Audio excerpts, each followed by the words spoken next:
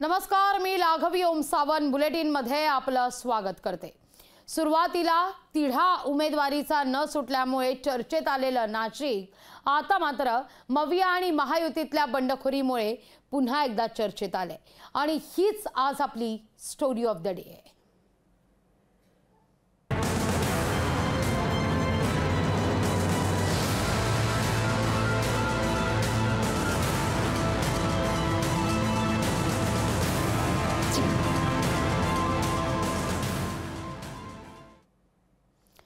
नाशिकमध्ये मविया आणि महायुतीत बंडखोरीचं पीक सध्या पाहायला मिळतंय।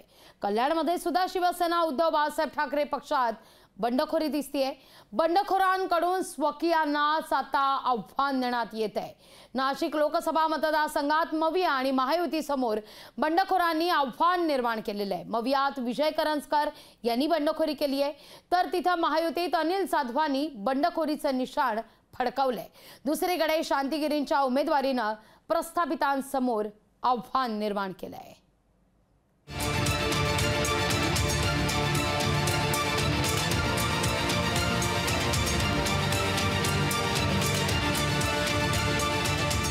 महायुती आणि महाविकास आघाडीनं प्रतिष्ठेच्या केलेल्या नाशिकच्या जागेवर बंडखोरीचं पीक आल्याचं चित्र आहे। महाविकास आघाडी आणि महायुतीमध्ये दोन्ही ठिकाणी बंडखोरी झाली आहे। हे कमी की काय, शांतिगिरी महाराजांच्या उमेदवारीनं देखील प्रस्थापितांना मोठा फटका बसणार आहे। नाशिकमध्ये शिवसेना उद्धव बाळासाहेब ठाकरे पक्षानं राजाभाऊ वाजे यांना उमेदवारी जाहीर केल्यानं विजय करंजकर हे नाराज होते।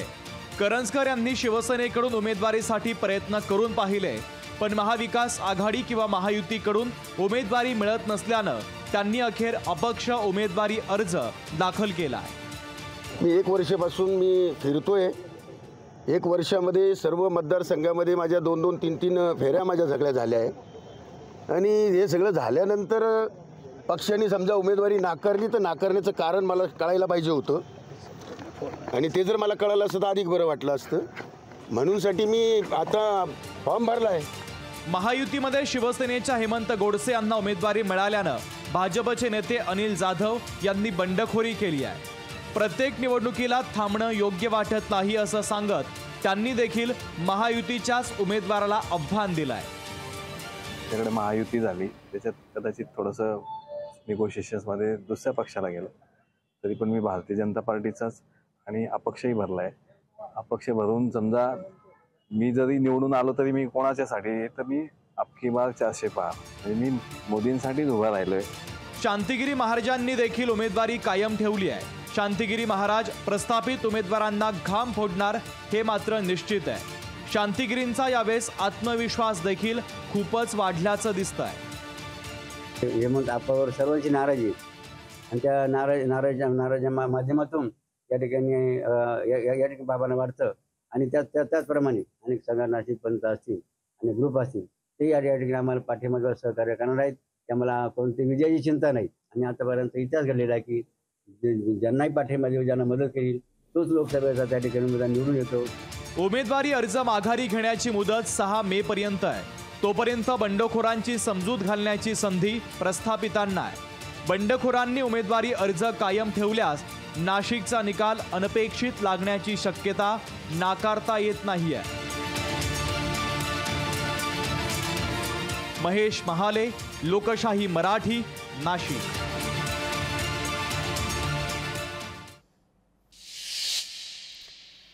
ठाण्यात महायुतीतल्या बंडोबांचा थंडोबा झालाय। नवी मुंबईत नाईक समर्थकांनी म्हस्केंच्या उमेदवारीला विरोध केला होता, तर ठाण्यात संजय केळकर नाराज होते, पण भाजप श्रेष्ठींनी दिलेल्या कानपिचक्यांमुळे बंडोबा थंड झाले आहेत।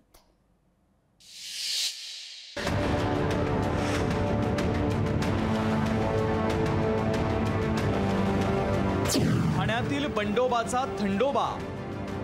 भाजप श्रेष्ठींच्या तंबीनंतर नाईकांची नाराजी दूर। संजय केळकर देखील म्हस्केंच्या प्रचारात सहभागी। ठाण्यातील शिवसेनेचे उमेदवार नरेश म्हस्के यांच्या उमेदवारीनं नाराज झालेल्या भाजपच्या नेत्यांच्या बंडोबाचा 24 तासात थंडोबा झालाय। उमेदवारीसाठी आग्रही असलेल्या संजीव नाईक समर्थकांनी गुरुवारी नवी मुंबई आणि मुंबईत जाऊन जाहीर नाराजी व्यक्त केली होती। पण देवेंद्र फडणवीसांनी दिलेल्या तंबीनंतर भाजपमधील नाराज नेते सुतासारखे सरळ झालेत। गणेश नाईक यांच्यासह संजीव नाईक, संदीप नाईक, सागर नाईक हे नरेश म्हस्केंच्या उमेदवारी अर्ज भरण्याच्या रॅलीत सहभागी झाले होते। मोदीजींच्या करता आम्हाला प्रत्येक 48च्या 48 जागा प्रतिष्ठेच्या आहेत, ऐकला का? तर ज्या ज्या ठिकाणी कार्यकर्त्याला जबाबदारी, ती कार्यकर्त्याची जबाबदारी पूर्ण करणार आहेत। तिकीट दिल्यामुळे हा नाराजी समोर आली होती। ही ती आली होती, ती खरं आहे, तुम्ही ते नवमेत काल बघितलं। परंतु कार्यकर्त्यांना आम्ही सांगितलं की मोदीजींना तिसऱ्यांदा प्राईम मिनिस्टर बनवण्याकरता आपल्याला सर्व गोष्टीला दाबून धरायला लागेल आणि आपल्याला योग्य पद्धतीने काम करायला लागेल। नाराजांच्या बैठका घेणारे आमदार संजय केळकरांनी देखील बंडाचा झेंडा गुंडाळून खिशात ठेवलाय। नरेश म्हस्केंच्या उमेदवारीसाठी अनुमोदक म्हणून संजय केळकरांनी सही देखील केली आहे। ज्यांना ज्यांना जी भावना व्यक्त करायची ती करायला आम्ही दिली आणि त्याच्यानंतर त्यांची समजूत काढून त्यांना योग्य पद्धतीने दिशादर्शन देऊन भारतीय जनता पार्टीची कार्यकारिणी जी आहे ती पूर्ण झाली। कोणीही राजीनामे वगैरे दिलेले, त्यांनी फक्त भावना व्यक्त करताना सांगितलं, त्यांनी ताबडतोब मागे घेतले। भाजपचे नेते नाराजी विसरून सोबत आल्यानं नरेश म्हस्के उमेदवारी अर्ज दाखल करताना निवांत दिसत होते।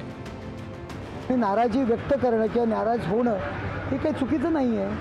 नाराज झाले असतील कार्यकर्ते, परंतु मला कालही गणेश नाईक साहेबांनी सांगितलं, नरेश तू माझा कार्यकर्ता आहेस, तू लहानपणापासून माझ्या हाताखाली काम करतोयस, तुला निवडून आणण्याकरता मी प्रयत्न करणार आणि आज स्वतः ते माझं फॉर्म भरण्याकरता आले।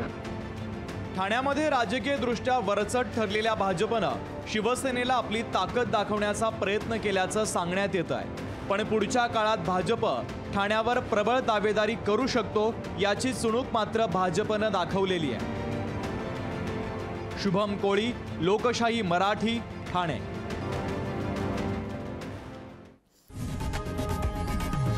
लोकशाही मराठी, ऐका, पहा, जागरूक रहा।